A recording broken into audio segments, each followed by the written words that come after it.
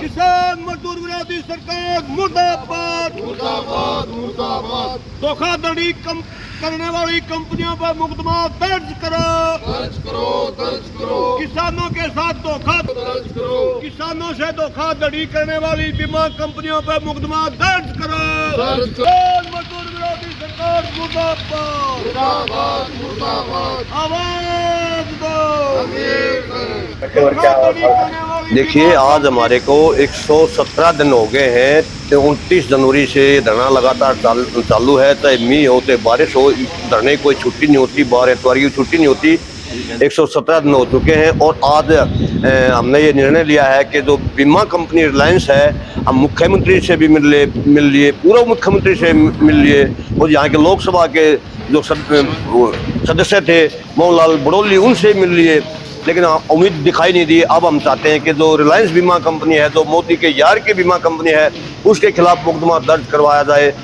अभी हम डीसीपी साहब को से रिक्वेस्ट करें कि मुकदमा दर्ज करवाया जाए इन दोषियों के खिलाफ, क्योंकि किसानों के साथ सरेआम धोखाधड़ी करी है।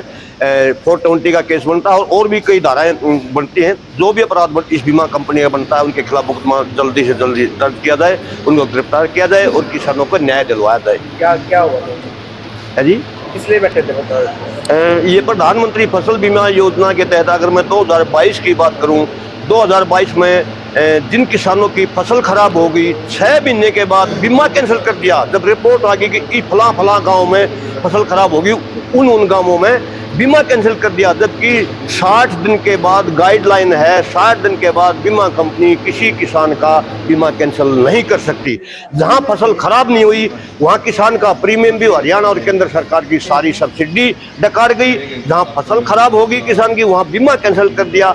और बीमा कैंसिल भी जब कर दिया जब डीसी सोनीपत ने किसान के हक में डीएलएमसी की मीटिंग में फैसला दे दिया, कंपनी को 15 दिन के अंदर अंदर पैसे देने की रिक्वायरमेंट कर दी।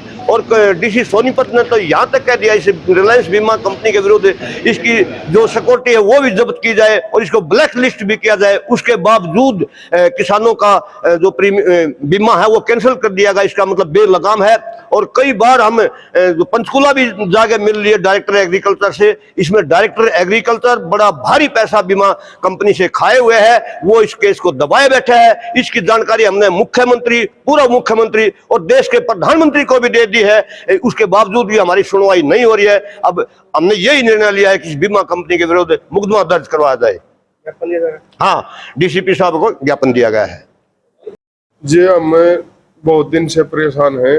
करीब अब 3 दिन बाद 5वां महीना लग जाएगा, जो कि हमने धरने पे बैठे हुए बड़े परेशान कर रखे। नहीं था हमारी फसल, हमारे भी देखा होगा पानी कितना था, आपने 8 फुट 3 इंच मापा गया था, लेकिन बीमा कंपनी साठ-गांठ करके और अड़कार गई, कुछ सरकार से साठ-गांठ करके अड़कार गई, तो बीमा नहीं मिल रहा। हम बड़े परेशान है किसान। क्या रणनीति आगे की रणनीति अभी उनके खिलाफ FIR दर्ज करवाएंगे कंपनी के खिलाफ। अगर मानती है तो ठीक है, नहीं तो मुकदमा दर्ज होगा। लेकिन धरना जारी रहेगा। धरना जारी रहेगा।